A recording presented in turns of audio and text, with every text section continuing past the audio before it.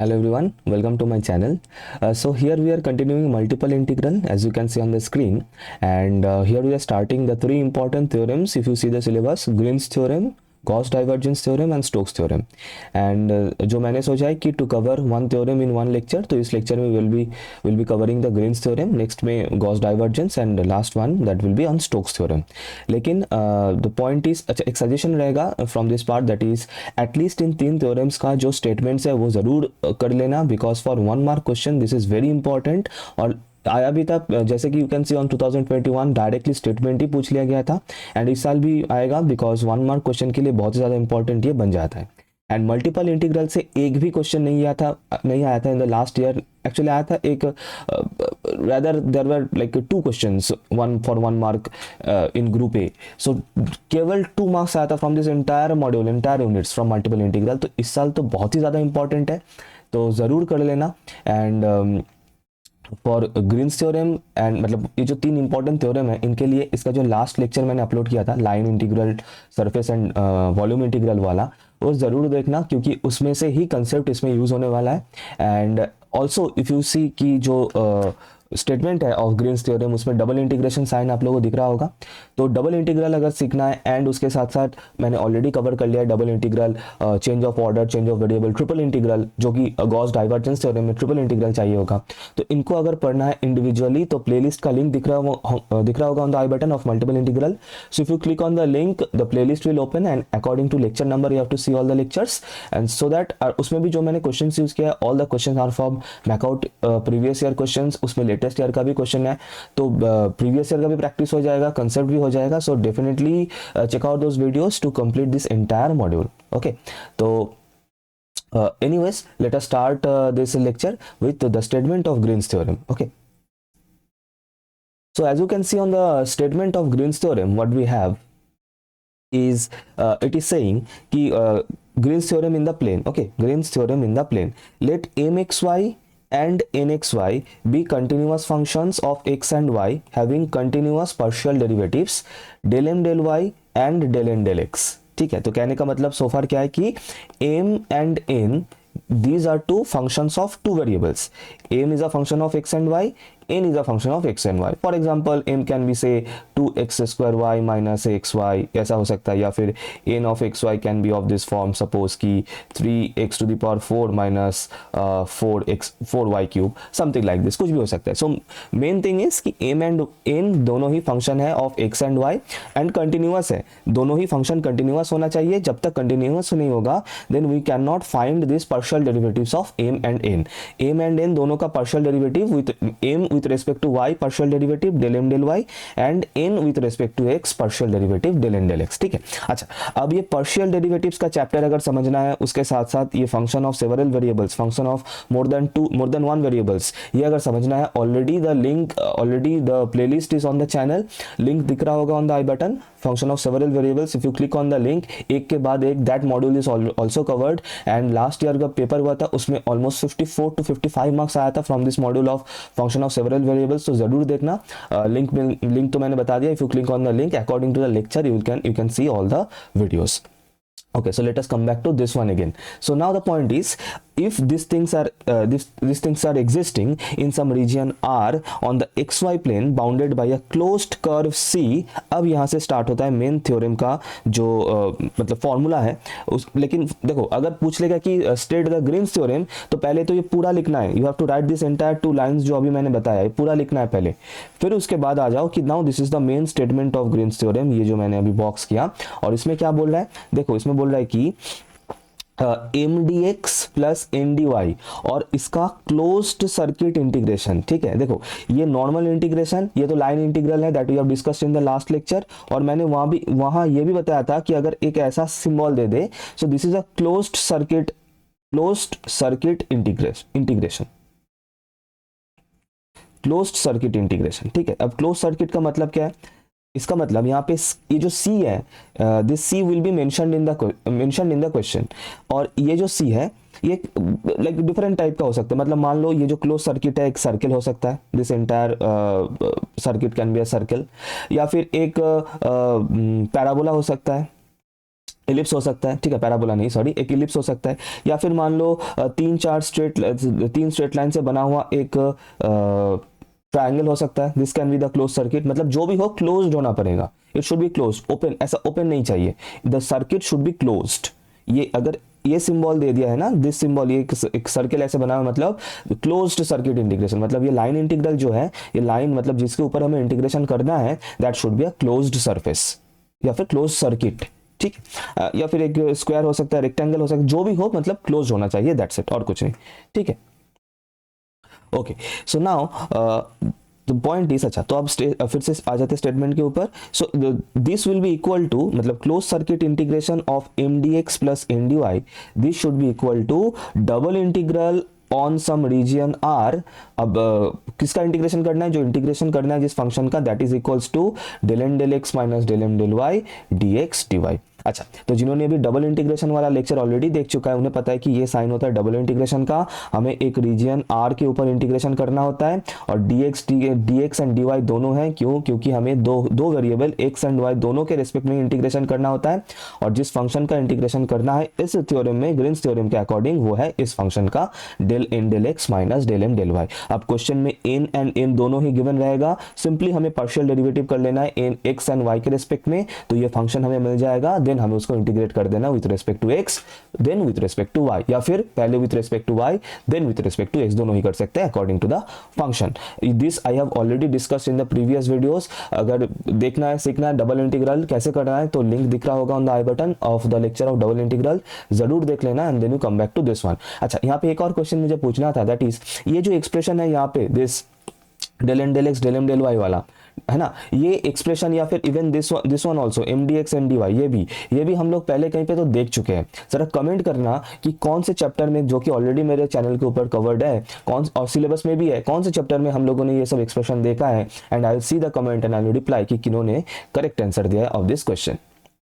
चलो, तो मोर और less this is the thing. अच्छा, अब यहाँ पे स्टेटमेंट खत्म नहीं हो रहा है, स्टेटमेंट खत्म हो रहा है कि where C is traversed in a counter clockwise direction. अब ये थोड़ा सा इंपॉर्टेंट है, तो कुल मिला के जो स्टेटमेंट हुआ, मैं स्टेटमेंट एक बार फिर से बता देता हूँ यहाँ पे क्या है स्टेटमेंट, पूरा ये स्टेटमेंट बन जाएगा अप टू दिस, ठीक है, पूरा यहाँ पे मेरा लिखा हुआ है।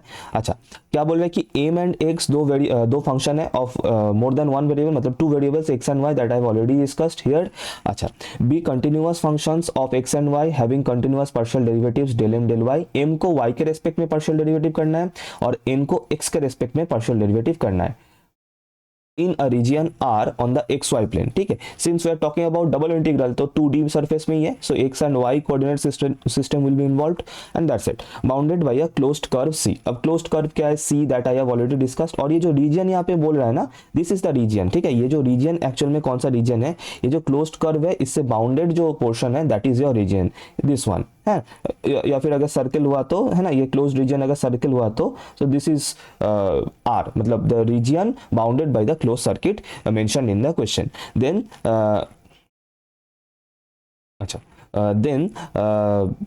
Then the main formula is this one, जो अभी मैंने बताया, where C is traversed in a counter clockwise direction, where C is traversed in the counter clockwise direction, ठीक है। सीरीज traversed in counter clockwise direction मतलब हमें पता है कि जो क्लॉक होता है ना, क्लॉक का जो क्या बोलता है, ये जो डायल्स वगैरह होता है, that moves in this direction, जो कि क्लॉकवाइज डायरेक्शन है।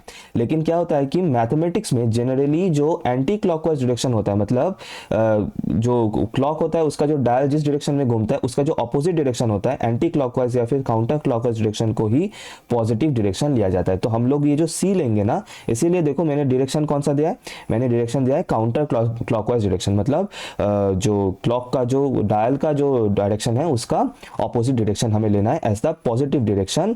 जनरली मैथमेटिक्स में यही लिया जाता है, फिजिक्स में भी जब वेक्टर वगैरह वेक्टर्स तुम लोगों ने किया होगा, then you have seen this thing. So this is the statement of the Green's theorem. Now let us solve one by one questions. Okay, so ये जो फर्स्ट जो क्वेश्चन है 2021 का बिल्कुल लेटेस्ट तड़कता भड़कता एकदम क्वेश्चन है ये, and this is from the Covid year, जो ऑनलाइन एग्जाम हुआ था उस ईयर का पेपर का क्वेश्चन है। तो बहुत मुश्किल से ये सब क्वेश्चन मिलता है, तो एक लाइक तो ज़रूर करना। एंड शेयर करना विथ योर फ्रेंड्स जो भी जिनके भी सिलेबस में दिस टॉपिक इज देयर। अच्छा, ये क्वेश्चन बिल्कुल डायरेक्टली स्टेटमेंट से पूछा गया है, इसीलिए मैंने बताया था कि स्टेटमेंट्स आर वेरी इंपॉर्टेंट, जरूर पढ़ना, ठीक है। With usual notations Green's theorem is this equals to what you have to select. तो close circuit integration M D x plus N D Y, ठीक है, इक्वल्स टू, अब देखो इन चार में से कौन सा ऑप्शन होगा। एज यू कैन सी यहाँ पे थोड़ा सा प्रिंटिंग मिस्टेक है, option number B will be the correct answer. यहाँ पे डेल एम डेल एक्स लिख दिया इन लोगों ने, लेकिन हमेशा याद रखना एन होता है with respect to X partial derivative and M with respect to Y partial derivative होता है। So this will be the correct answer, option B will be your correct answer, ठीक है। ये तो डायरेक्टली स्टेटमेंट का question था। अब now we are coming to the main important questions जो कि आता है पेपर में। अच्छा, अब यहाँ पे मैं बता दूं, ये जो तीन थ्योरम्स है, Green's theorem, Stokes Gauss divergence and Stokes theorem, इन तीनों थ्योरम से two types of question you can C.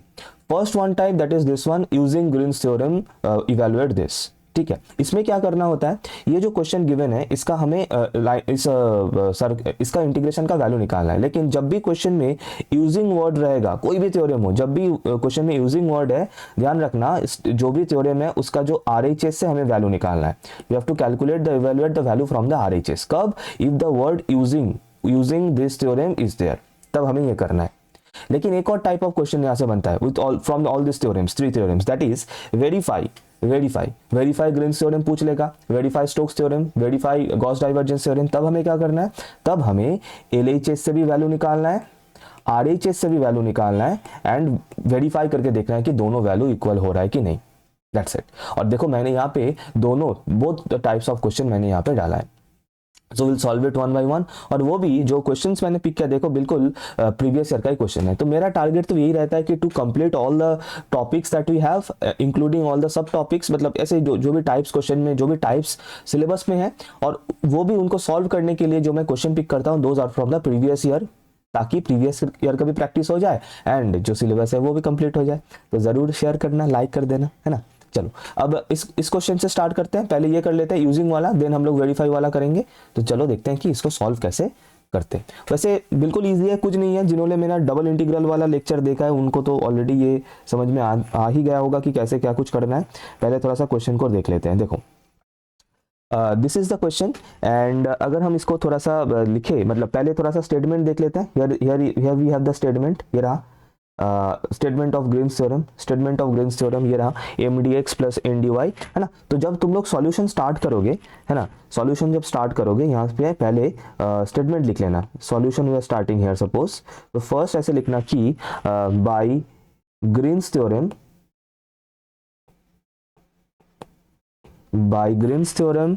In plane we have, simply Green's theorem लिखोगे तब भी चलेगा, कोई दिक्कत नहीं। वी हैव क्या है यहाँ पे लिख लेते हैं, circuit integration on C M D x plus N D Y equals to double integral over some region R del N del x minus del M del Y into D x D Y. So this is the theorem of this is statement of Green's theorem, ये तो हमें बिल्कुल पता है ना।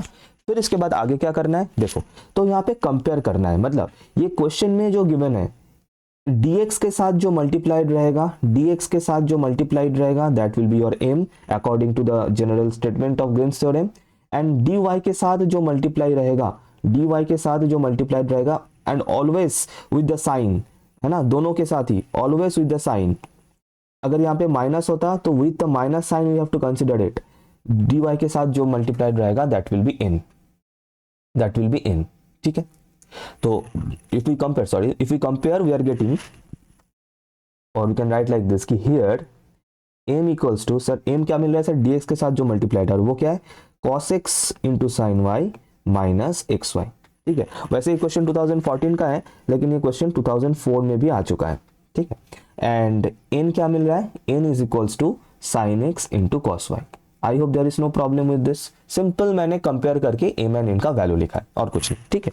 अच्छा अब आगे बढ़ते हैं। अब देखो क्या क्या चाहिए यहाँ पे, and if you see the RHS of the statement, तो मुझे सर डेल एन डेल एक्स चाहिए। मतलब ये जो n हमें मिला था, इस n का पार्शियल डेरिवेटिव करना है with respect to X, with respect to X. और ये जो m हमें मिला था, है ना, ये वाला डेल एम डेल वाई करना है, मतलब ये जो m हमें मिला था दैट इज दिस वन, इसका हमें पार्शियल डेरिवेटिव करना है with respect to y, with respect to y। तो चलो कर लेते हैं जल्दी से। Let us do this two things first. आ जाओ फिर next. Okay, now we have to do, now will do del M del Y. Del M del Y करेंगे, है ना, डेल एम डेल वाई होगा and del M del X. तो इसको partial derivative करना है विद रिस्पेक्ट टू वाई। अगर partial derivative आता है तो बहुत बढ़िया, otherwise you can see the video of partial derivative, link दिख रहा होगा on the I button, already uploaded on my channel. तो when we are doing partial derivative with respect to Y, X को ऐसे कांस्टेंट ट्रीट करना है। तो यहाँ पे ये जो cos x वाला टर्म है that will be treated as a constant, वो बाहर चला जाएगा।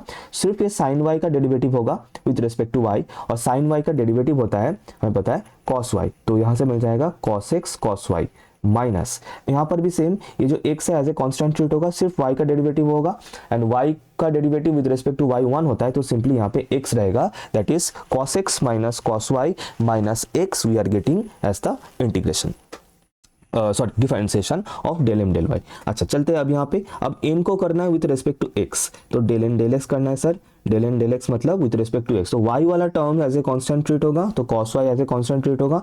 सर साइन का डेरिवेटिव होगा, और साइन का डेरिवेटिव होता है cos, तो cos x cos y मिल जाएगा मुझे सिंपली यहाँ से। बिल्कुल रेडी है, डन है, बहुत बढ़िया सर, कोई दिक्कत नहीं। अब क्विकली आ जाते हैं on the RHS, on the RHS। तो हम डायरेक्टली लिखेंगे, बिल्कुल क्वेश्चन जो है पहले वो लिख लेंगे, दैट इज, फिर उसके बाद मैं आगे इंटीग्रेशन में समझाऊंगा। तो यहाँ पे ऐसे लिखेंगे, क्लोज सर्किट इंटीग्रेशन ऑफ, जो क्वेश्चन में था क्या था, cos x sin y minus X Y into D x plus sine X cos Y D Y, है ना, यही तो था। हाँ बिल्कुल, दिस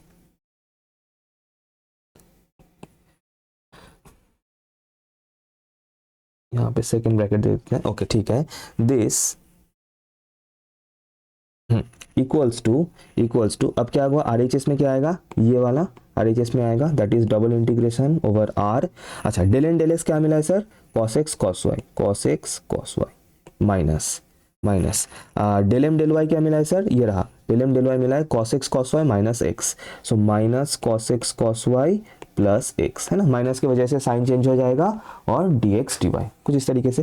तो देखो ये cos x cos y ये कैंसिल हो रहा है, तो यहाँ पे सर बचेगा क्या, यहाँ पे बचेगा डबल इंटीग्रेशन ओवर R। अब ये R क्या वो मैं बताऊंगा definitely, over R x into D x D Y, simply ये बचेगा। सो हमें सिंपली इसका इंटीग्रेशन करना है, so we have to do this integration only, कौन सा सर, ये वाला, over R x dx dy, ये डबल इंटीग्रेशन हमें करना है। और यहाँ पे R क्या है, now we have to understand यहाँ पे R क्या है। देखो सर यहाँ पे R क्या है, हियर मैंने क्या बताया था, R कहाँ से पता चलेगा, R you will get to know from the C mention in the question. अब एक एक करके इस चीज को पकड़ते हैं। देखो C क्या गिवन है, मैंने क्या बताया था, हमेशा एक closed surface closed circuit question में मेंशन रहेगा, क्वेश्चन में मेंशन रहेगा ही, वरना हम सॉल्व नहीं कर पाएंगे। तो यहाँ पे C क्या है sir, simply C is a circle, क्या कौन सा सर्कल है, C इज अ सर्कल, चलो सर्कल बनाएंगे।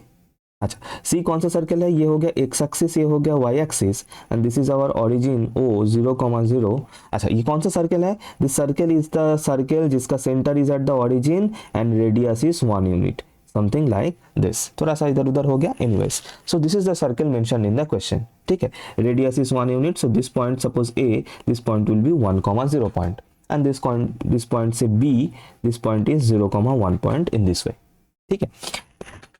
अच्छा तो अब क्या करना है, अच्छा मैंने क्या बताया था, जो सर्किट होता है, मतलब जो क्वेश्चन में मेंशन रहेगा, उसका जो डायरेक्शन हमें लेना होता है that is anti clockwise direction में, मतलब इस डायरेक्शन में we have to take it. हालांकि इस क्वेश्चन में सर्किट का कोई काम नहीं है, because we are solving this question using वाला क्वेश्चन, जो नेक्स्ट क्वेश्चन हम लोग करेंगे वेरीफाई वाला, उसमें इस सर्किट से भी हमें सॉल्व करना है, वो कैसे वो मैं दिखाऊंगा नेक्स्ट क्वेश्चन में, तो जरूर देखना। अच्छा और ये जो रीजन है, अभी जो डबल इंटीग्रल जो करना है, ये जो रीजन है सर वो कौन सा रीजन है, ये जो सर्कल के इनसाइड वाला जो पोर्शन है, ये दिस इज द रीजन जहां पे we have to do the double integration. ये R region, actually this is the region that is mention in the question, R ये अंदर का ये जो रीजन है। ओके अच्छा अब एक एक करके देखते हैं, और हम यहाँ पे लिख भी लेंगे कि यहाँ पे लिख लेते हैं कि वेर मैंने तब नहीं लिखा था क्योंकि मैंने पहले दिखा दिया कि आर क्या होगा, where R is the region, where R is the region bounded by the circle X square plus Y square equals to 1। I hope it is clear everyone, बिल्कुल हो गया क्लियर। अब इसको इंटीग्रेट करना है, अब रीजियन पता चल गया, इंटीग्रेट किसको करना है वो भी पता है, तो अब तो बिल्कुल हो गया। देखो अब यहाँ पे मैं कुछ चीज़ बताऊंगा, वैसे तो इस इंटीग्रेशन को तुम लोग चाहो तो डायरेक्टली कर सकते हो, लेकिन क्योंकि ये एक सर्कल वाला रीजन यहाँ पे बना है ना, as you can see on the screen एक सर्कल बना है अकॉर्डिंग टू द क्वेश्चन, तो हम इसको चेंज ऑफ वेरिएबल वाला भी चेंज ऑफ वेरिएबल करके भी कर सकते हैं। जो मैं चेंज ऑफ वेरिएबल वाला लेक्चर है, लिंक दिख रहा होगा, उसका जो टाइम स्टैम्प में देखना, जो पोलर वाला फॉर्म है, एक टाइम स्टैम्प मैंने मेरा सभी लेक्चर में टाइम स्टैम्प होता है, तो इस लेक्चर में जाकर टाइम स्टैम्प पे अगर देखोगे कि पोलर वाला जो लेक्चर है, पोलर ट्रांसफॉर्मेशन वाला आर थीटा वाला, हम उसी का कंसेप्ट इसमें यूज करेंगे। तो if you know then you can do it, otherwise इसमें हम लोग यूज तो करने वाले हैं। तो एक बार जरूर देख लेना वो आर थीटा वाला ट्रांसफॉर्मेशन, तो ये एकदम 2 सेकंड में सॉल्व हो जाएगा। वैसे अगर चाहो तो इसको नॉर्मल कार्टेशियन फॉर्म में भी कर सकते हो, लेकिन जो सरफेस है, मतलब जो रीजन है, वो अगर सर्कुलर बन जाता है तो आई विल सजेस्ट कि पोलर फॉर्म में करने से बहुत जल्दी सॉल्यूशन हो जाता है। तो लेट अस सी। अच्छा, तो मैं यहाँ पे जिसको इंटीग्रेट करना है ना, मैं यहाँ पे इसको लिख लेता हूँ। आ जाओ, यहाँ पे आ जाते हैं।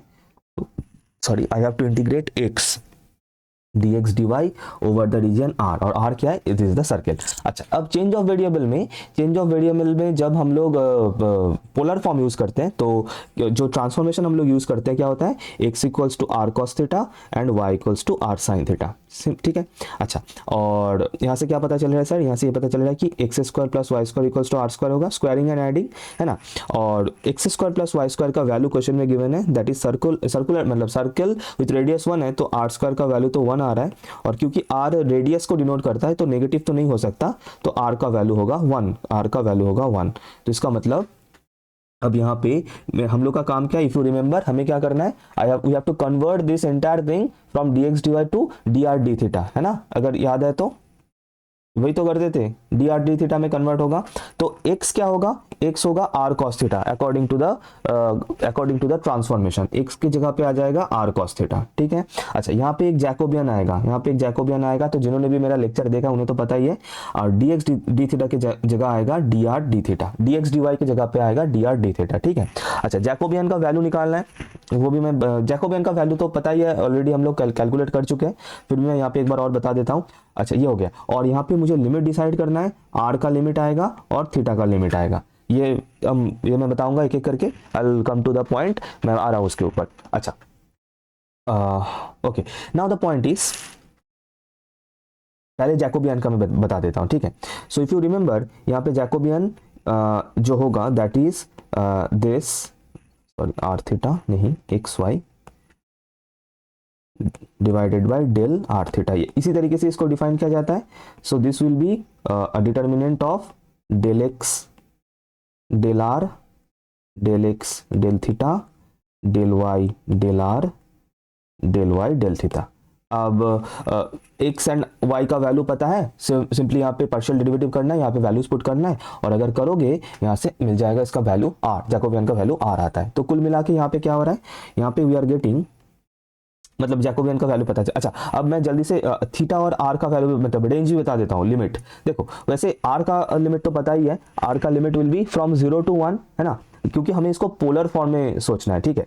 तो जब यहाँ से स्टार्ट हो रहा है, मतलब दिस इज द सेंटर और दिस इज द, मतलब this is R the radius, तो रेडियस होता है आर ना, तो आर 0 से स्टार्ट होके ये कौन सा वैल्यू है, मतलब ये कौन सा पॉइंट है 1,0, तो इसका मतलब आर का रेंज आएगा फ्रॉम 0 to 1, आर का रेंज होगा फ्रॉम 0 to 1। अच्छा, एंड व्हाट अबाउट थीटा, देखो थीटा मुझे एक एंटायर सर्कल बनाना है स्टार्टिंग विद 0, ये जो ऑन द एक्स एक्सिस है ना, ये एक्स एक्सिस के ऊपर थीटा का वैल्यू क्या है, on this x axis theta का वैल्यू इज 0, और ये आहिस्ता आहिस्ता ये पूरे रोटेट होके ये सर्कल बनाएगा, है ना, और ये रोटेशन पूरा, ये कितना रोटेशन हुआ, मतलब डिग्री के टोटल डिग्री कितना रोटेट किया सर, 360 डिग्री, दैट इज 2 पाई, तो इसका मतलब थीटा का रेंज जाएगा 0 to 2 pi for this particular question. बस हो गया और कुछ नहीं, अब सिंपली इसको इंटीग्रेट करना है, तो आ जाओ देखते हैं क्या आ रहा है फिर। So theta equals to 0 to 2 pi, r equals to 0 to 1। अच्छा, जैकोबियन आया था r, तो r square cos theta. r square क्यों है पता है ना, जैकोबियन का वैल्यू आया था ना r, ये वाला, तो वो पुट कर दिया, एक r तो पहले से ही था, तो r इंटू r स्क्वायर हो जाएगा dr d थीटा। अब r के साथ r का इंटीग्रेशन होगा और cos थीटा का d थीटा, है ना, तो इसीलिए क्या आ जाएगा यहाँ से r स्क्वायर dr, यहाँ पे अलग कर लेते हैं, r इक्वल टू 0 to 1 और यहाँ पे theta 0 to 2 pi cos theta d theta.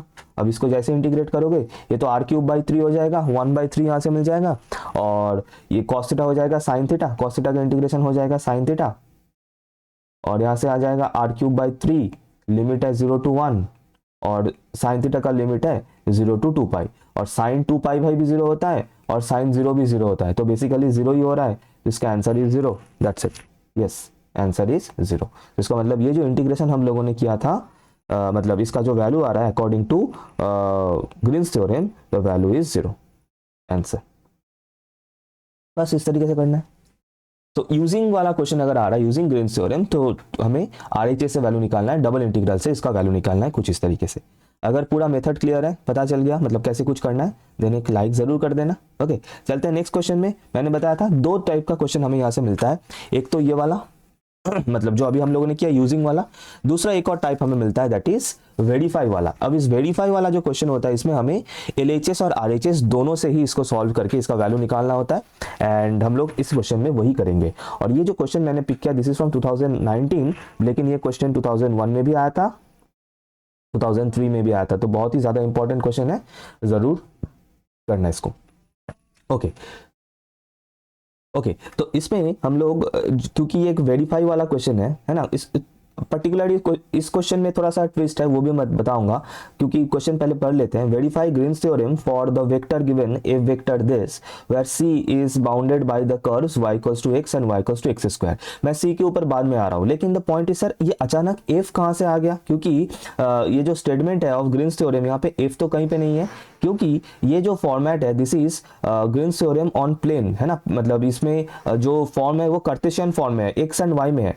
लेकिन अगर क्वेश्चन अगर एफ में आ रहा है, मतलब वेक्टर फॉर्म में आ रहा है, आई कैप जे कैप के साथ आ रहा है, तो क्या हम उसमें ग्रीन्स थ्योरम अप्लाई नहीं कर सकते? हाँ सर, वेक्टर फॉर्म में अवेलेबल है। मैं थोड़ा सा इसका प्रूफ में कैसे, मतलब थोड़ा सा बता देता हूँ, ताकि आप लोग नेचुरली इसको कर पाए। देखो ये जो है ना M D x and N D Y जो है ना, यहाँ पे ये जो ग्रीन्स थ्योरम का जो स्टेटमेंट का जो एलएचएस है, ये एक्चुअल में F vector dot D R vector ही है। अब ये F vector dot D R क्या है, ये पता करने के लिए you can see the last lecture, उसमें भी मैंने बताया था F dot D R regarding question भी मैंने उसमें सॉल्व करके दिखाया था, ठीक है। और वो कैसे मैं बता देता हूं। देखो एफ वेक्टर ये मान लो आई कैप के साथ जो है वो है एम मान लेते हैं, ठीक है, और जे कैप के साथ जो है उसको मैं n मान लेता हूं। मतलब ये जो फंक्शन वेरिएबल है m, जो कि एक फंक्शन है ऑफ x एंड y, तो m इसको मैं m मान लिया और x स्क्वायर को मैंने n ले लिया, ठीक है। तो f वेक्टर बन गया मेरा इस फॉर्मेट में, that is m i cap plus n j cap, ठीक है।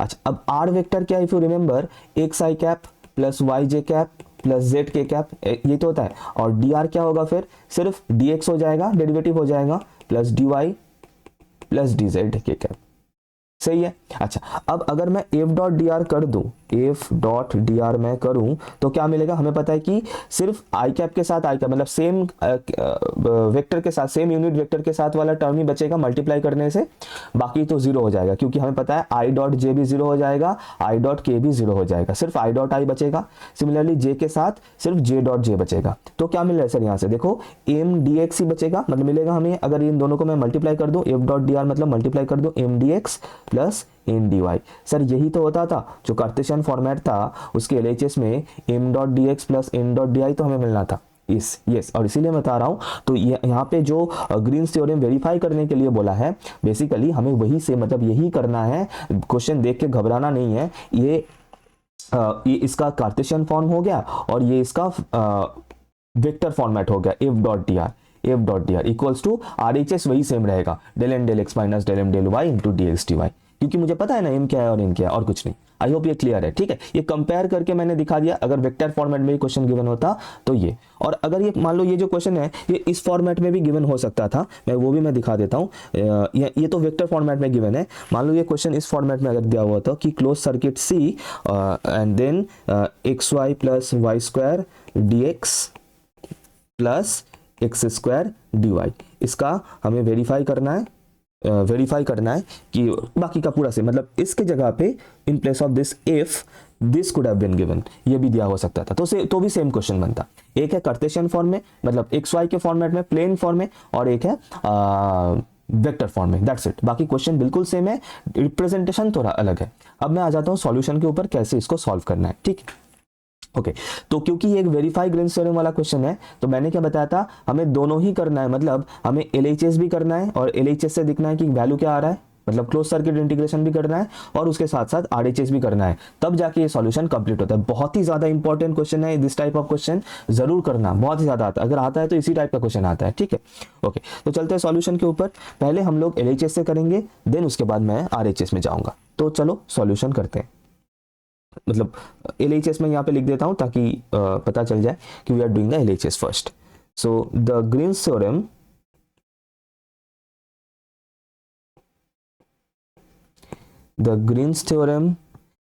इन प्लेन इज, यहाँ पे एक बार लिख लेते हैं जल्दी से, circuit integral C m dx plus m dy है ना, equals to double integral over some region R del n del x minus del m del y, ठीक है, dx dy। ओके अब यहाँ पे अगर हम कंपेयर करें, m का वैल्यू क्या है, n का वैल्यू वो तो मैंने पहले ही बता दिया था, m is this, so here m is equals to xy plus Y square and n is equals to x square, ठीक है। तो देयरफॉर पहले LHS कैलकुलेट करेंगे, that is this will calculate first, देखेंगे कि यहाँ से वैल्यू कितना आ रहा है, तो over C m dx plus m dy equals to क्या आएगा, क्लोज सर्किट इंटीग्रल C अभी मैं ड्रॉ करके बताऊंगा कि है क्या ये, ठीक है। अच्छा एक काम करते हैं, पहले C समझ लेते हैं, then I will come back to this, ठीक है, क्योंकि पहले C को समझना जरूरी है। अब देखो C क्या है यहाँ पे, अब समझना, एक एक करके स्टेप बाय स्टेप समझना। पहले तुमने स्ट्रक्चर कर लिया, देख लिया, फॉर्मूला लिख लिया, m एंड n का वैल्यू कंपेयर करके निकाल लिया, फिर आ जाओ C के ऊपर कि देखो कि C क्या गिवन है। C is bounded by two curves, एक है y इक्वल्स टू x जो कि एक स्ट्रेट लाइन है, और y equals to x square. Sir ये क्या है, sir this is a parabola. तो पहले C का जो डायग्राम होगा, पहले C हम लोग ड्रॉ कर लेते हैं, उसके लिए मुझे x एक्सिस और y एक्सिस चाहिए होगा, तो मैं पहले यहाँ पे x एक्सिस और ये y एक्सिस मैं ड्रॉ कर लेता हूँ। अब मैं आ जाता हूँ इसके ऊपर, ये हो गया x एक्सिस, ये हो गया y axis, this is origin O 0,0, ठीक है। अब क्या क्या ड्रॉ करना है, सर एक तो स्ट्रेट लाइन चाहिए y इक्वल्स टू x, बहुत बढ़िया, स्ट्रेट लाइन ड्रॉ कर लो, y equals to x straight line passing through the origin, 45 degree angle with the x axis and y axis, ये हो गया मेरा y equals to x straight line, बहुत बढ़िया। और दूसरा एक पैराबोला चाहिए y equals to x square, देखो y square equals to 4ax जो फॉर्मेट होता है वो इस तरीके से बनता है, और जो x square equals to 4ay जो फॉर्मेट होता है वो अपसाइड डाउन ऐसे बनता है, ऊपर बनता है। तो इसका मतलब इसका जो पैराबोला बनेगा that will look something like this. अरे ये कहाँ चला गया,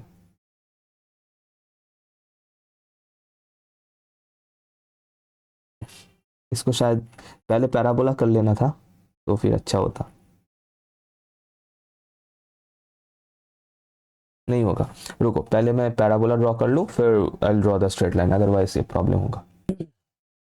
अच्छा so as you can see this is y equals to x square parabola, ये रहा, and this is y equals to x straight line, ठीक है। अच्छा अब देखो कहाँ पे इंटरसेक्ट कर रहा है, एक तो point of intersection is the origin itself, है ना, 0,0, और एक पॉइंट ऑफ इंटरसेक्शन है ये। अब इसको अगर सॉल्व करोगे यू विल गेट 1,1, सर कैसे मिल रहा है, सिंपली ये दो इक्वेशन जो है ना इनको सॉल्व कर लो and you will get this points, एक तो 0,0 से सेटिस्फाई हो रहा है, दूसरा 1,1 से सेटिस्फाई होगा। तो you will get the values like this. हो गया, डन। अच्छा, अब समझना है, अब क्या बोल रहे हैं देखो, C इज बाउंडेड बाय, अब समझना है एक एक करके step by step. C is bounded by these two curves. इसका और C हम लोगों ने क्या पढ़ा था, we have to take it in the anti clockwise direction, counter clockwise direction. तो C का जो डायरेक्शन बनेगा कुछ इस तरीके से, इधर से ऐसे होके ये पूरा C, ये मतलब ये C पता है, ये this is the close circuit, ये ऐसे ऐसे ऐसे ऐसे ऐसे ऐसे ऐसे, this is the close circuit. ऐसे बार बार घूमना नहीं है, सिर्फ मैंने 3-4 बार दिखाया, लेकिन है वही, मतलब इसी सर्किट के ऊपर हमें चलना है। C मतलब it is a close circuit, ठीक है। और नॉट ओनली दैट, ये जो C क्लोज सर्किट है ये एक्चुअली दो कर्व से बना हुआ है, एक तो है पैराबोला, दूसरा है स्ट्रेट लाइन। और इसी के वजह से मुझे C को भी ब्रेक करना पड़ेगा। I have to break C into 2 parts, one is C1 and one is C2. Suppose this is C1 that is on the straight line and this is C2 for the parabola. मतलब ये जो पूरा जो C है that is the entire closed circuit that is divided into 2 part, one straight line and one parabola. और हमें जो integrate करना है, लाइन इंटीग्रेशन जो करना है for the LHS from the left hand side part, वो भी हमें ब्रेक करके करना है, one for C1 on the straight line and for C2 on the parabola, कुछ इस तरीके से, ठीक है। Now let us see the solution now from here. So this is the thing. तो इसका मतलब ये जो मैंने यहाँ पे लिखा था, ये जो क्लोज सर्किट मैंने यहाँ पे लिखा था, now this I have to break into 2 part, one will be for C1 that is for the straight line in dy and one will be for the plus integration over C2 for the parabola. अब देखो एक मजेदार चीज और notice करना, जैसे ही मैंने यहाँ पे ब्रेक किया, ये क्लोज सर्किट वाला जो साइन सिंबल था, है ना, इंटीग्रेशन क्लोज सर्किट वाला जो सिंबल था वो हट गया और normal line integration, normal integration वाला सिंबल बन चुका है। और ये लाइन इंटीग्रेशन कैसे करना है समझने के लिए ऑलरेडी द लाइन इंटीग्रल वाला video is there, i button पे दिख रहा होगा लिंक, और वहां पे क्लिक करके you can see the line integration, surface integration and volume integration, ठीक है। अच्छा, तो चलते हैं इक्वल्स टू, अब इसको कैसे इंटीग्रेट करते हैं, वी ऑल नो दिस, अगर नहीं पता है तो देख लो, यहां से हो जाएगा। चलो, तो फर्स्ट C1 के लिए करते हैं। अब मैंने क्या बताया था, लाइन इंटीग्रेशन करने के लिए दो तरीका इस देयर, मैंने एक ही बताया था, दैट इज जो दो वेरिएबल है x एंड y, दोनों को किसी एक में कन्वर्ट करके सॉल्व करना है। दैट इज आइदर पूरा n जो है उसको m में कन्वर्ट कर लो, सॉरी पूरा y जो है उसको x में कन्वर्ट कर लो, या फिर x को पूरा y में कन्वर्ट करके इसको सॉल्व करो। अदरवाइज एक पैरामेट्रिक फॉर्म में अवेलेबल है, लेकिन मैंने ये भी बताया था इन the last lecture, parametric form करना नहीं है, जनरली ये फॉर्मेट ही सही रहता है। सो लेट अस सी। ओके, तो यहाँ पे m क्या है, अगर देखें हियर इट इज, ये रहा m था xy plus Y square and n था x स्क्वायर। अब मैं क्या करूंगा, मैं ये सब कुछ x में कन्वर्ट करके सॉल्व करूंगा, मतलब पूरा ये जो एक्सप्रेशन है इसको मैं x dx में कन्वर्ट करके मैं सॉल्व करूंगा, और यही मेरा टारगेट है, ठीक है। तो अब देखते हैं कि C1 के लिए क्या क्या क्या कुछ है, कहाँ पे लिखें, मैं यहाँ पे लिखता हूँ, देखो ऑन C1, अब C1 क्या था sir, C1 was the straight line, कौन सा straight line, y equals to x straight line, बहुत बढ़िया। So on C1 we have y equals to x, और बिल्कुल इसी तरीके से हम लोगों ने किया था, पहले dy और dx के बीच में एक रिलेशन निकालना है। मैंने क्या किया, सिंपली यहाँ पे दोनों साइड में डिफरेंशिएशन डेरिवेटिव कर दिया, तो obviously I will get dy equals to dx, ठीक है। और अब इसके वजह से ऑन C1 ये जो m था that is x square equals to y square, ये पूरा अगर मैं x में कन्वर्ट कर दूं, दैट इज y के जगह पे अगर मैं x लिख दूं तो ये क्या बन जाएगा सर, और यहाँ पे भी y के जगह पे अगर मैं x लिख दूं तो क्या बन जाएगा, x square plus x square, ये बन गया मेरा m, उसके साथ dx प्लस, अब n क्या था सर, n तो ऑलरेडी x स्क्वायर था तो कोई दिक्कत नहीं, x स्क्वायर, अब dy के जगह पे आ जाएगा dx, dy के जगह पे आ जाएगा dx। ये मेरा बन चुका है everything in terms of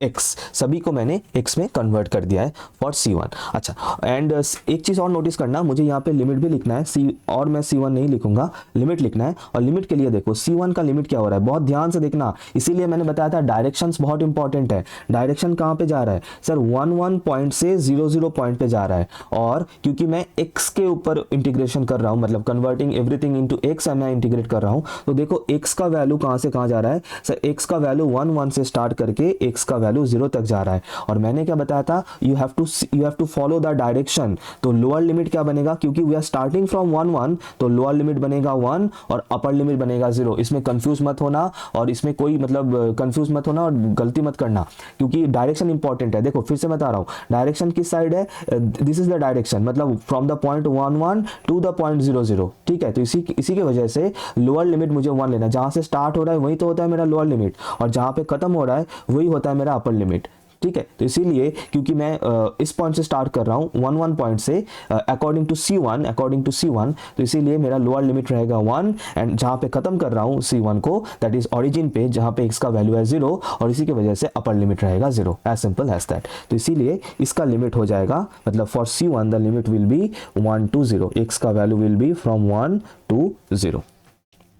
I hope it is clear everyone, बिल्कुल कोई दिक्कत नहीं, वेरी गुड। अब चलते हैं C2 के ऊपर, ठीक है। अब C2 को समझते हैं। देखो यहाँ पे मैं पहले लिख लूँ on C2, on C2, on C2। अब C2 क्या था, C2 एक पैराबोला था और उसका इक्वेशन था y equals to x square. तो dy क्या बन जाएगा sir, dy will be 2x dx। Simply मैंने दोनों साइड डिफरेंशिएशन किया है, कोई दिक्कत नहीं। अब उस C2 के अकॉर्डिंग मुझे यहाँ पे सब कुछ फिर से मैं x में कन्वर्ट कर दूंगा। तो क्या मिलेगा, देखो लिमिट बाद में पुट करेंगे, इंक चेंज कर लेते हैं ताकि you can differentiate it, yellow कर लेता हूँ, लिमिट में बाद में पुट करूंगा। तो m dx, m क्या हो जाएगा देखो यहाँ पे क्या करना है, y के जगह पे, अब y के जगह पे एक्स स्क्वायर पुट करना है, y के जगह पे एक्स स्क्वायर पुट, y के जगह पे एक्स स्क्वायर पुट करना है। तो ये क्या हो जाएगा, x into x square, x into x square, x into x square plus ये क्या हो जाएगा, एक्स स्क्वायर का होल स्क्वायर, एक्स स्क्वायर का होल स्क्वायर। बहुत बढ़िया। फिर ये हो चुका है m dx, ये हो चुका है प्लस अब n dy करना है। n तो ऑलरेडी एक्स स्क्वायर था, कोई दिक्कत नहीं, एक्स स्क्वायर लिख दिया। अब dy क्या मिला था, ये देखो dy C2 के लिए मुझे मिला था 2x dx, तो अब यहाँ पे इंटू 2x dx लिख देना है कुछ इस तरीके से। अब इसका लिमिट डिसाइड करना है। अब C2 के लिए देखो डायरेक्शन फॉलो करना है, डायरेक्शन फॉलो करना है। C2 का डायरेक्शन कहाँ से कहाँ जा रहा है सर, ऑरिजिन से 0 0 से जा रहा है 1 1 पे, तो हमें फॉलो करना है और हमें देखना है, क्योंकि हम लोग x के रिस्पेक्ट में कर रहे हैं, तो मुझे देखना है कि यहाँ पे हो क्या रहा है, यहाँ पे हो क्या रहा है सर, क्या हो रहा है, क्या हो रहा है, क्या हो रहा है। मैं थोड़ा सा क्लीन कर दूँ इस जगह को। चलो अगर मैं देखूँ स्टार्ट हो रहा है यहाँ से 0 0 से, डायरेक्शन फॉलो करना C2 का, और जा रहा है 1 1 पे, तो स्टार्टिंग पॉइंट पे x का वैल्यू है 0, that will be my lower limit x equals to 0, और एंडिंग पॉइंट पे जहाँ पे खत्म हो रहा है 1 पे x का वैल्यू है 1, तो this will be my limit for 0 to 1 for C2, x equals to 0 to x equals to 1। अब इसको थोड़ा सा सिंप्लीफाई कर लेते हैं जल्दी से, and let us see what will get, ठीक है। तो क्या आ रहा है यहाँ से 1 to 0, 1 to 0। अब देखो यहाँ से क्या आ रहा है, ये आ जाएगा two x square 3x square dx, है ना, ये आ जाएगा 3x स्क्वायर dx प्लस, अब यहाँ से क्या आ जाएगा सर, यहाँ से this will be x cube, ये हो जाएगा x to the power 4 and ये हो जाएगा 2x क्यूब।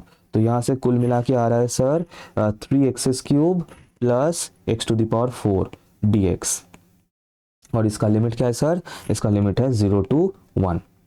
अब इसको आराम से इंटीग्रेट कर पाओगे, है ना, इसको इंटीग्रेट कर लेना 3x क्यूब बाई 3, और इसका लिमिट हो जाएगा, चलो इसको इंटीग्रेट करके मैं खुद ही बता देता हूँ और क्या करें। तो ये आ जाएगा 3x टू द पावर, नहीं 3x cube by 3 and limit is 1 to 0 plus इसका आ जाएगा 3x to the power 4 by 4 plus x to the power 5 by 5, और इसका लिमिट है 0 to 1।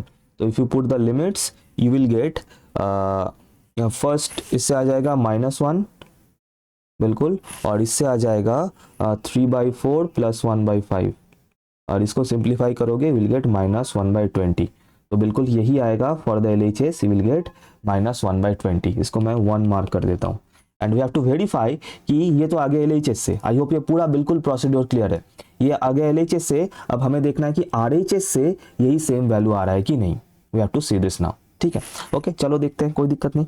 अच्छा अब डबल इंटीग्रल करना है, इसको मैं चाहूँ तो मैं सोच रहा हूँ इसको होमवर्क के लिए छोड़ दूँ, लेकिन ठीक है मैं कर ही देता हूँ, चलो कोई दिक्कत नहीं। अब देखो RHS के लिए हमें क्या क्या चाहिए, RHS के लिए मुझे चाहिए दो चीज़, पहले तो del n del x and del m del y चाहिए, पहले तो मुझे del m del x and del n del y चाहिए,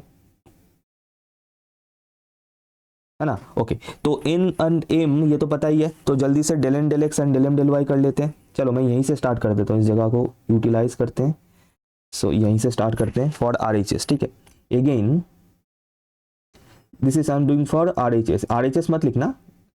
अगेन चलो यहाँ से लिखते हैं कि integration double integral over R del N del X, ठीक है। अब n क्या था, n क्या था, इफ़ यू रिमेंबर n था, ये रहा n था एक्स स्क्वायर, ठीक है।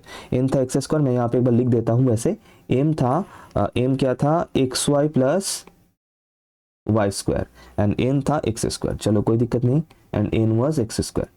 तो डेल एम मैं डायरेक्टली लिख रहा हूँ, ठीक है। डेल एन डेल एक्स मतलब इसको डिफरेंशिएशन करना with respect to x partially, तो ये हो जाएगा 2x माइनस, अब इसको करना है with respect to y partially, तो ये हो जाएगा minus x plus 2y, minus 2y sorry, चलो माइनस 2y, ठीक है, into D x D Y.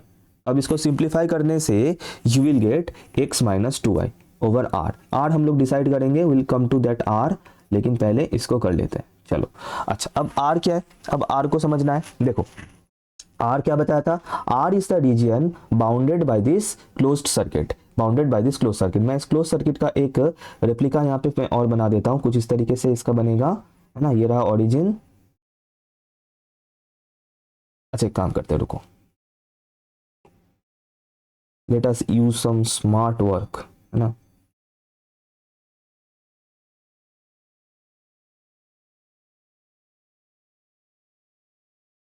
Copy paste, सही है, बिल्कुल सही है। ओके अब देखो, अब यहाँ पे मैं जितना मुझे चाहिए मैं उतना रखूंगा, बाकी चीज़ मैं हटा देता हूँ यहाँ से। जैसे कि ये C1 C2 इसमें फ़िलहाल नहीं चाहिए मुझे, इनको हटा देते हैं। C1 C2 नहीं चाहिए, कि C1 C2 का फंडा वो वहाँ पे हो गया क्लोज सर्किट समझने में, तो बस और कुछ नहीं चाहिए इसको। हाँ तो अब जितना हमें पता है कि ये R रीजन कौन सा बनता है, the region bounded by the closed curve. ये जो क्लोज्ड कर्व है उससे जो रीजन ये बाउंडेड होता है, this is the region R, और कुछ नहीं, ठीक है।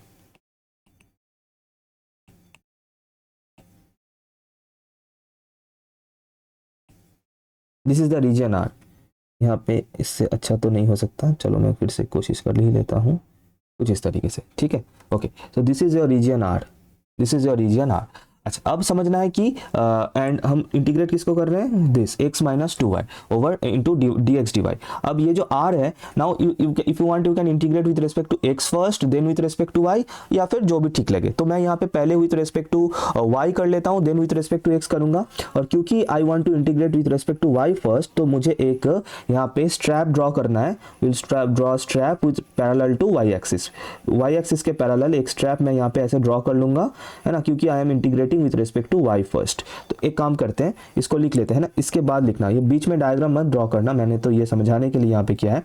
तो क्योंकि मैं पहले विद रिस्पेक्ट टू y करूंगा, तो y का लिमिट आएगा x minus 2y into d Y, है ना, और इसका जो भी आएगा उसको मैं इंटीग्रेट करूंगा with respect to x equals to something. Limits मैं अभी पुट कर रहा हूँ, देखो क्योंकि with respect to y I am integrating first, तो इसी की वजह से y का लिमिट मैं यहाँ पे डिसाइड करूंगा। अब देखो ये जो कर्व है, ये कौन सा कर्व है, ये किसके ऊपर है, this is on the parabola. कौन सा parabola, y equals to x square. तो ये जो बॉटम पॉइंट है ऑफ दिस स्ट्रैप, यहाँ पे y का वैल्यू है एक्स स्क्वायर, और ये स्ट्रैप का जो टॉप मोस्ट पॉइंट है, ये कौन से कर्व के ऊपर है, this is on y equals to x straight line. तो यहाँ पे वैल्यू है y का y इक्वल्स टू एक्स। और मैंने बताया था y का लिमिट हम लोग नीचे से ऊपर लेते हैं, जो लोअर लिमिट होता है वो नीचे वाला लोएस्ट पॉइंट होता है, और जो अपर लिमिट होता है वो होता है हाईएस्ट पॉइंट। तो ऑब्वियसली यहाँ पे y का तो क्या लिमिट आ जाएगा, according to this diagram, y equals to x square to y equals to x, as simple as that. ये मैंने बहुत बार डिस्कस किया in the double integral, in all the lectures of double integral, तो जरूर देखना अगर एक और बार इसको समझना है तो। अब उसके बाद हमें r का लिमिट डिस्कस करना है। मैंने पता नहीं यहाँ पे r इक्वल्स टू 0 क्यों लिख दिया था, फिर भी मैं एक और बार लिख देता हूँ, r इक्वल्स टू 0, वेट।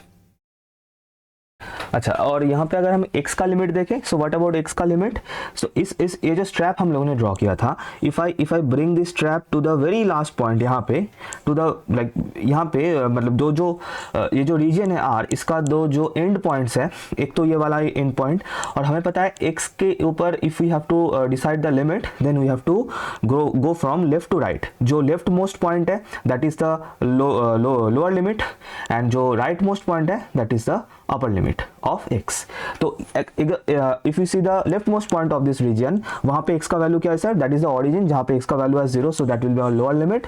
और जो राइट मोस्ट पॉइंट है ऑफ द रीजन, वहां पे x का वैल्यू क्या है, दैट इज 1, सो x का value will be 1, will be the upper limit. So बिल्कुल रेडी है हम लोग का इंटीग्रेशन। अब हमें इंटीग्रेट करना है and we have to put the values as simple as that. So let us do the integration, पहले विद रिस्पेक्ट टू x को हम फिलहाल देखेंगे नहीं, x को छोड़ दो, इसको इंटीग्रेट कर लो विद रिस्पेक्ट टू y। तो हमें पता है when we are integrating with respect to y, x will be treated as a constant, x को ऐसे कांस्टेंट ट्रीट करना है। तो इसका इंटीग्रेशन हो जाएगा xy minus 2 into y square by 2, sorry हाँ, so y equals to x square to y equals to x।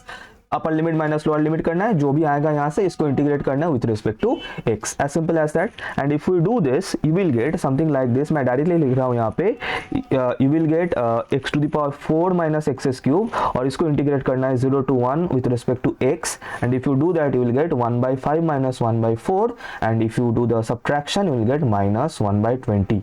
Sir यही तो लाना था, हाँ सर बिल्कुल, RHS इक्वल्स टू LHS मिल चुका है। Yes, so hence will conclude the last line. अच्छा इसको एक काम करना, इसको इक्वेशन नंबर 2 दे देना, है ना, ये जो वैल्यू आया इसको, एंड लास्ट लाइन कंक्लूड करना फ्रॉम 1 and 2, है ना, from 1 and 2 Green's theorem is verified, from 1 and 2 Green's theorem is verified, that will be the very last line जो कि हमें मिल रहा है ना। LHS से भी मिला था -1/20, RHS से भी मिला है -1/20, सो Green's theorem is verified। अगर पूरा मेथड क्लियर है, बिल्कुल अच्छे से समझ में आया, एक लाइक जरूर करना और शेयर करना, सब्सक्राइब कर लेना, बेल आइकन प्रेस कर लेना। एंड और भी बाकी जो टॉपिक्स है एग्जाम के पहले, if you have to see the things like preparation लेना है पूरा एग्जैक्ट तरीके से, then you can see those also. और if you want to support me, if you want to support my channel, then you can take a simple membership, channel का member भी हो सकते हो, बैचेस मिलता है ऐसे, है ना, this type of batches you get, and simply 29 rupees per month है। If you want to support me you can click on this join button and take the membership, ठीक है। कुछ एक्सक्लूसिव चीजें मिलता है जैसे PDF वगैरह। And if you want to support me more, तो और भी 2 प्लान्स है, एक है 89 रुपीज पर मंथ, दूसरा है 159 rupees per month, you can take that also, है ना। चैनल में जाके इस ज्वाइन बटन पे क्लिक करोगे, you will get all this things there. So that's it, और कुछ नहीं बताना है। अच्छा हो गया, तो यहाँ तक बिल्कुल डन है। अच्छा एक और लास्ट टाइप ऑफ क्वेश्चन है, बाकी फिर उसके मैं होमवर्क के लिए दूंगा। वैसे ये this question is for homework, इस क्वेश्चन को प्रैक्टिस करना होमवर्क के लिए, और कमेंट करना इसका आंसर कितना आ रहा है ना। बिल्कुल एग्जैक्ट सेम तरीके से होगा, और ये भी वेरीफाई वाला क्वेश्चन है, ध्यान रखना। तो LHS RHS दोनों से ही करना है, you have to tell me the value what you are getting as the value of the integration. अच्छा, और एक लास्ट एक क्वेश्चन है, ये मैं थोड़ा सा बता देता हूँ, क्योंकि एक बहुत ही ना, ये मतलब मान लीजिए ये ऐसा क्वेश्चन है कि जिनके भी सिलेबस में Green's theorem is there, they will have this question, मतलब बहुत ही ज्यादा important and famous type of question है। तो इसका भी मैं बता देता हूँ, show that the area bounded by a simple closed curve C is given by this। क्या है इसका सॉल्यूशन, मैं जल्दी से, छोटा सा सॉल्यूशन है, मैं ये बता देता हूं, देखो। अच्छा ये डायरेक्टली, ये देखो इसमें मेंशन नहीं है कि use this theorem that theorem, but this is a question from Green's theorem. जिनको पता है उनको पता है, जिनको नहीं पता है उनको आज से बात से पता चल जाएगा। सो और ये फॉर्मेट देख के भी पता चल रहा है कि सर इसमें ग्रीन्स थ्योरम ही यूज करना है, वही mdx प्लस ndy वाला फॉर्मेट है। हाँ थोड़ा सा इधर उधर किया हुआ है, लेकिन हम लोग स्मार्टली इसके ऊपर ग्रीन्स थ्योरम अप्लाई करेंगे और क्वेश्चन को सॉल्व करेंगे। तो अगर हम देखें, अगर इस तरीके से लिखे कि in Green's theorem, in Green's theorem, ठीक है, पुट m इक्वल्स टू, क्या पुट करना है, m equals to -y and n equals to x। और ये मैंने क्यों लिया, देखो अगर फॉर्मेट याद था तो close integral of mdx plus ndy, यही तो होता है the LHS of the Green's theorem, right. और अगर देखोगे, देखो dx के साथ क्या मल्टीप्लाइड है सर, m -y इसमें, और dy के साथ क्या मल्टीप्लाइड है सर, x। तो इसीलिए मैंने m को लिया है -y एंड n को लिया है x, और अभी मैं इसके ऊपर ग्रीन्स थ्योरम अप्लाई कर दूंगा। So and if I do so, therefore close circuit integration of mdx plus ndy equals to close circuit integration of m क्या लिया था मैंने, -y dx प्लस n क्या लिया था x dy this equals to, now according to the Green's theorem sir ये format मुझे मिल चुका है और अब ये मुझे राइट हैंड साइड पता है क्या होता है ग्रीन्स थ्योरम से, तो हम लोग लिखेंगे double integration over some region r del n del x, अब n क्या है सर इसमें, n is x that is this minus del m del y, m क्या था sir minus y into dx dy। Ready है, बहुत बढ़िया, equals to, तो इसका इंटीग्रेशन क्या होगा सर, इसका इंटीग्रेशन होगा 1 और इसका इंटीग्रेशन होगा -1 dx dy, तो यहाँ से मिल रहा है sir over r 2 into dx dy, और हमें पता है 2 क्योंकि ये कांस्टेंट है ये बाहर चला जाएगा ऑफ द इंटीग्रेशन, सो इससे मैं लिख सकता हूँ 2 into integration over r dx dy। तो इसका मतलब स्टार्ट किया था हम लोगों ने इससे हम लोगों ने स्टार्ट किया था और हमें वैल्यू मिल चुका है ये, तो क्या वैल्यू मिला है मैं एक बार यहाँ पे लिख देता हूँ। So therefore we have got कि integration close circuit integration of x dy minus y dx equals to, इसका वैल्यू हमें क्या मिला है sir, this that is 2 into double integral over r dx dy, और इस 2 को अगर मैं इधर लेके आ जाऊं तो ये हाफ हो जाएगा, half into close circuit integral x dy minus y dx equals to double integral over r dx dy। अब हो चुका है खत्म, है ना, क्योंकि हमें क्या प्रूफ करना था, show that the area bounded bye a simple closed curve C is given by this. अब इसका वैल्यू है ना, जिसका वैल्यू हमें निकालना था, इसका वैल्यू हमें क्या मिला है, this double integral over r dx dy, और मानो ना मानो यही होता है area bounded by the curve C, यही होता है area bounded by the curve C। अगर ये समझ में नहीं आया मैं फिर एक बार बता देता हूँ कि मान लो क्वेश्चन में कोई भी C गिवन है, जैसे कि लास्ट क्वेश्चन में था कुछ इस तरीके से, ये जो C गिवन था ये है ना, ये था C, मतलब ये दोनों C1 C2 मिला के C बना था, और मैंने बताया था बीच का रीजन यही होता है R, और अगर हम ये निकाले integration over r dx dy, ये एक्चुअल में क्या डिनोट करता है, this denotes this area of this region. तो बेसिकली इसको हम लोग a से भी लिख सकते हैं a, तो बेसिकली जो ये फॉर्मेट मतलब ये जो गिवन है ये जो किसके साथ इक्वल हुआ, this equals to this double integration dx dy that actually denotes the area bounded by the closed curve C, that's it, bounded by the closed curve C। Tongue twister हो गया मेरे लिए, anyways so this is the thing, proved, ठीक है, proved हो गया ये, that's it. तो बस इस लेक्चर में, इस वीडियो में यहाँ तक ही। ग्रीन्स थ्योरम में जितने भी टाइप का क्वेश्चन हो सकता है, I have discussed all the question, I hope there is no problem with Green's theorem anymore. And इसके बाद नेक्स्ट लेक्चर में I will be covering, as you can see, divergence theorem, Gauss divergence theorem, और ये पूरा PPT मेरा already बन चुका है, सिर्फ क्वेश्चन सॉल्व करना, फिर उसके बाद स्टोक्स थ्योरम करेंगे, दैट्स इट। तो इस वीडियो के लिए इतना ही मैं रखता हूँ यहाँ तक, एंड मिलते हैं नेक्स्ट वीडियो में in the Gauss divergence theorem. So thank you everyone, see you in the next video.